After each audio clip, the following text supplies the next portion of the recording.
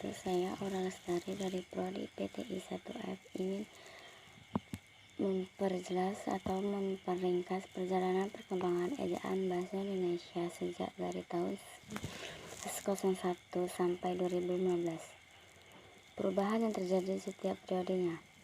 Ejaan Van Oppicijnen ini merupakan pedoman resmi ejaan pertama yang diterbitkan pada tahun 1901.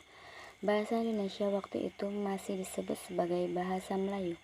Ejaan ini disusun oleh orang Belanda bernama Charles A. Van Oppicijnen dan dibantu oleh Tengku Nawawi, Gelar Sujen Maumer, dan Muhammad Taib Sultan Ibrahim. Ejaan ini menggantikan ejaan Van Oppicijnen setelah diresmikan pada tanggal 19 Maret 1947.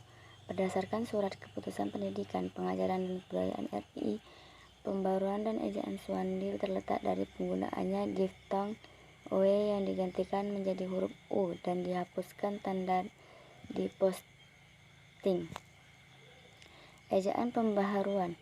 Melalui Kongres Bahasa Indonesia di Medan tahun 1954, Profesor Muhammad Yamin menyarankan agar ejaan Swandi disempurnakan. Pembaruan yang diketuai Prijono dan Eka Ropo antara lain membuat standur satu fonem satu huruf dan diftong ai dan iu dan oi dieja menjadi ai, au, dan oi. Selain itu, tanda hubung juga digunakan dalam kata berulang. Selanjutnya, ejaan Melindo. Melindo ini akronim dari Melayu Indonesia. Draft penyusun ejaan ini disusun pada tahun 1959 atas kerjasama Indonesia dan Malaysia dan Persekutuan Tanah Melayu, yang dalam hal ini adalah Malaysia. Ejaan LBK, Lembaga Bahasa Indonesia dan Kesastraan. Ejaan ini bisa dibilang adalah lanjutan dari ejaan sebelumnya yang gak jadi ini. Panitianya masih campuran dari Indonesia dan Persekutuan Melayu, yaitu Malaysia, pada tahun 1967, dan isinya tidak jauh beda dari ejaan yang sebelumnya. Bahkan hanya ada perbedaan di beberapa kaidahnya saja. 6. Ejaan yang disempurnakan atau sering disebut dengan EYD. Ejaan ini berlaku sejak tahun 1972 sampai 2015.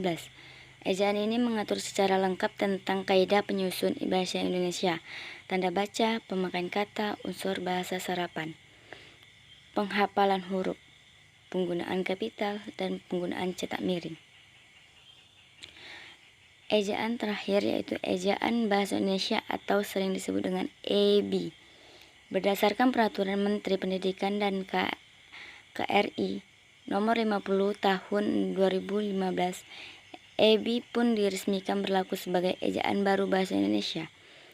Katanya, latar belakang diresmikan ejaan baru ini adalah karena perkembangan pengetahuan, teknologi, dan seni ejaan. Ejaan ini menyempurnakan EYD, terutama dalam huruf diftong, penggunaannya kapital dan cetak tebal. Sekian dari saya. Terima kasih.